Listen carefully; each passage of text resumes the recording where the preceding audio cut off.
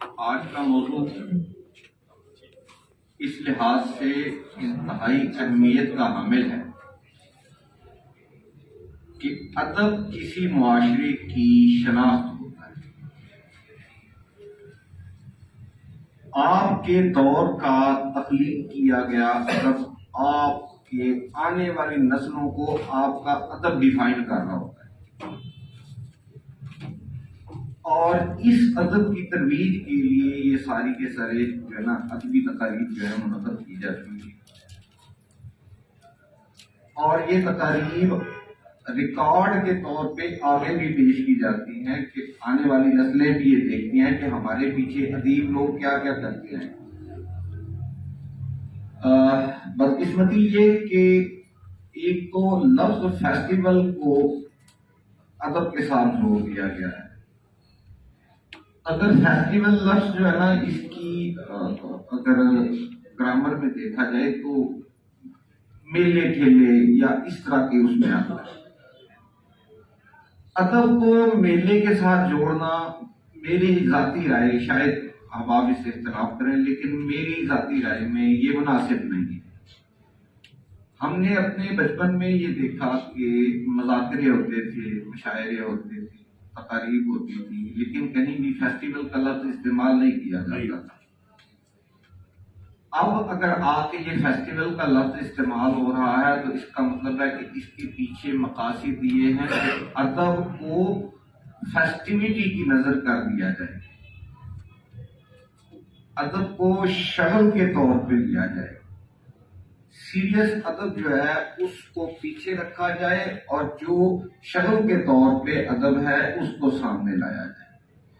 پھر آپ ان ادبی تقاریب کا مطلب مجھے بھی چند ایک کا اس میں شرکت کا موقع ملا، تو اس میں جیسے شاہ صاحب نے فرمایا کہ ایک تو جو سچا ادب تخلیق کرنے والے لوگ ہیں ان کو مسند پہ نہیں بٹھایا جاتا، اور اس کے پیچھے شاہ صاحب نے 100% ٹھیک بات کی کہ جو کارپوریٹ سیکٹر ہے، جو پیسہ لگانے والے ہیں، وہ سوچنے والے کو برداشت نہیں کرتے۔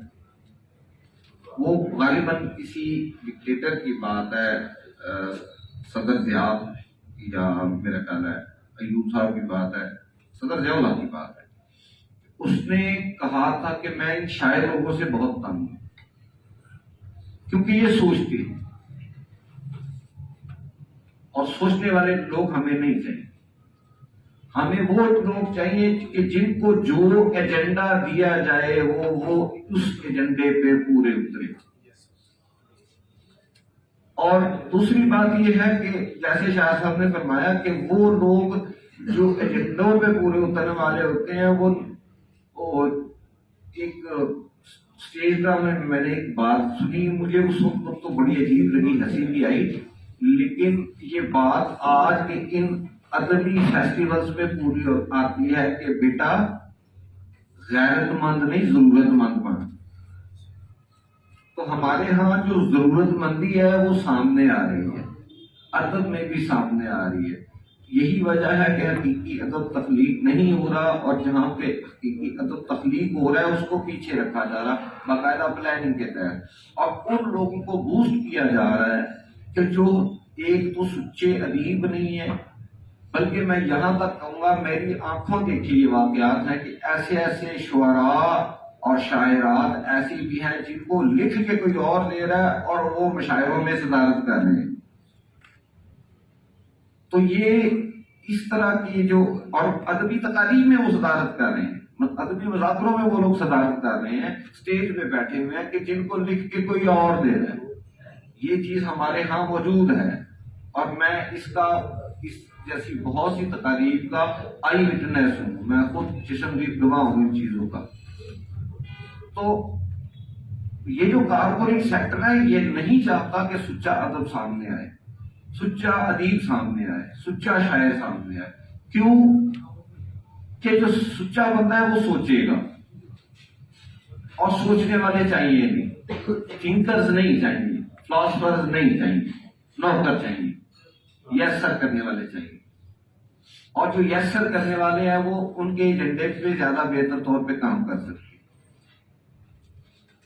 جب تک ادب مذاکروں میں، مشاعروں میں، مجلسوں میں تھا تب تک ٹھیک تھا. جب سے یہ فیسٹیولز آ گئے ہیں، فیسٹیول میں نے جیسے کہ ڈیفینیشن میں بتایا کہ یہ میلے ٹھیلے اور اس طرح کی جو تقریب ہیں ان کو فیسٹیولز کہا جاتا ہے. تو ادب کے ساتھ فیسٹیول کا جوڑنا ہی جو ہے یہ بتا دیتا ہے کہ ادب کو کس لیول پہ لیا جا رہا ہے.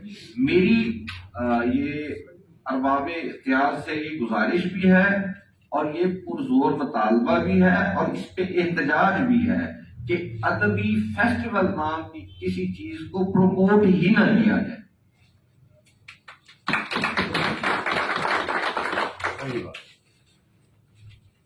جہاں پہ میں پھر وہی کہوں گا کہ فیسٹیول ادب کے ساتھ تو اس کا تعلق ہی کوئی نہیں. تو اس لیے برائے مہربانی اس کو ادب رکھا جائے، ادب کو فیسٹیول نہ بنایا جائے، ادب کو میلہ ٹھیلا نہ بنایا جائے. اور جو سیریس تھنکرز ہیں، جو سوچنے والے ہیں، جو ارباب اختیار ہیں، ان سے یہ گزارش ہے کہ ادب کو فیسٹیول نہ بنایا جائے، ادب کو ادب رہنے دیا جائے.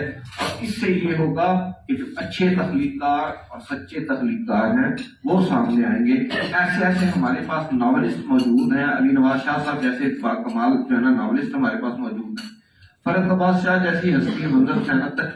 ان لوگوں یہ وہ ہستیاں ہیں باخدا کہ جن کو دیکھ کے ہم آج بھی سیکھ رہے ہیں.